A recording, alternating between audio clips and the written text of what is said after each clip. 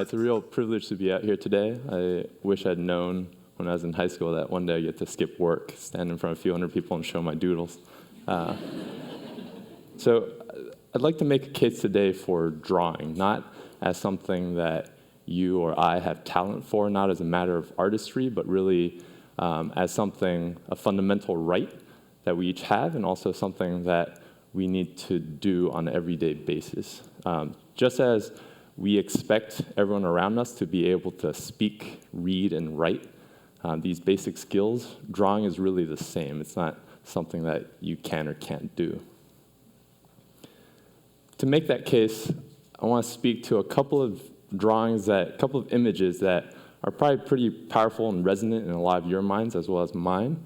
Of course, there's the first plan for the city drawn by French engineers that came and drew the plan for the French Quarter, an idea about a settlement on the banks of the river, between the river and the lake. So today, when we walk the streets of the Quarter, we still experience that idea.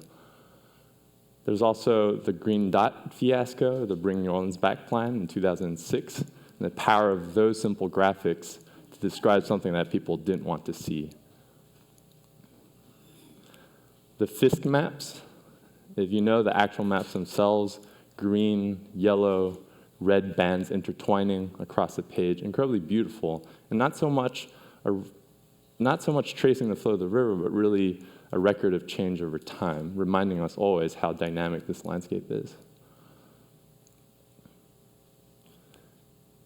There's also maps that we see all too often now about projected coastal land loss.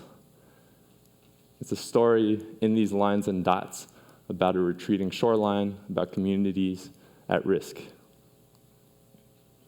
And the lines that we draw through the Coastal Master Plan, the lines that we're going to draw in the sand, in the water, using oyster reefs, using flood walls, floodgates, where we're going to nourish our beaches. And this is a project that I've been lucky to work on, the Greater New Orleans Urban Water Plan. So over 2 years, it's fascinating to me that over 2 years of planning work, with a huge team, big federal investment, and we render it as a series of dots and dashes and lines. But embedded within that are so many ideas, the possibility that the city could learn to live with the water resources that we have, the 60 inches of rain we get each year, to actually make use of those.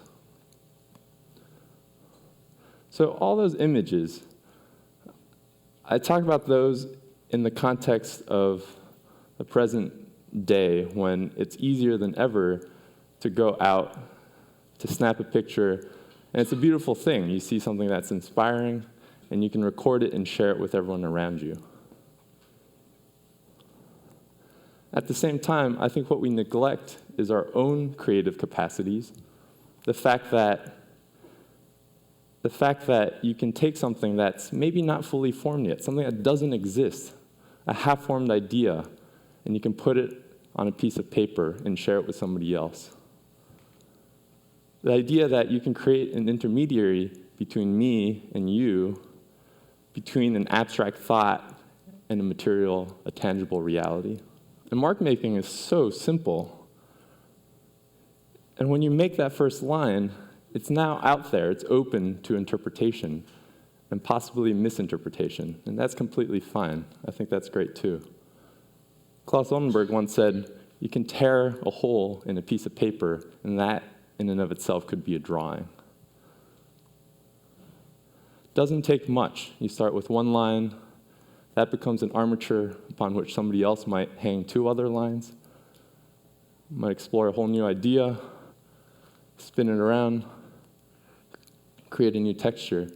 And that's the beauty of it. Once you get that first idea on a piece of paper, draw that first line, you create the possibility that somebody else can add their own lines. And out of that, you might come up with something that you couldn't have imagined previously.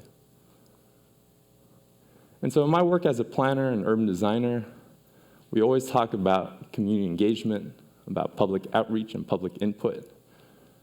I think it's ridiculous that when we go into these workshops, that the people who are truly comfortable picking up a pen and sitting down at the table and making decisions about what happens to their cities, to their coastlines, to their towns, are the professionals, the designers and the engineers in the room.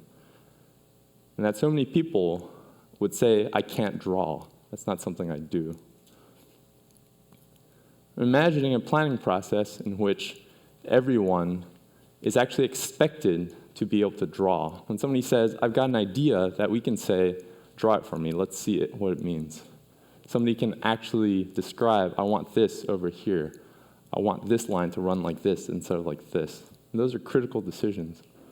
At the very least, the planning would probably be a lot more fun. So I'd like to end at the beginning, which is with the river, which has for centuries drawn sediment from all the way up in Minnesota and brought it down through the valley and pushed this plume of sediment out into the open water. And over time, as those layers of soils deposit and sit and come together, land starts to form. All the lines of the delta that we see, the barrier islands, the turns and the meanders of the river channel itself, the sandbars, the bayous and the distributaries, and the natural levees, all those come and go.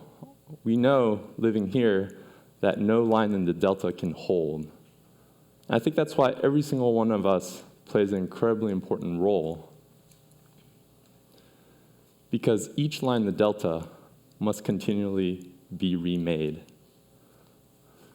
So when somebody says, how are you going to make your mark in the world? I say, let's drop the metaphor. Let's pick up a pen. Let's do it for real. Thank you.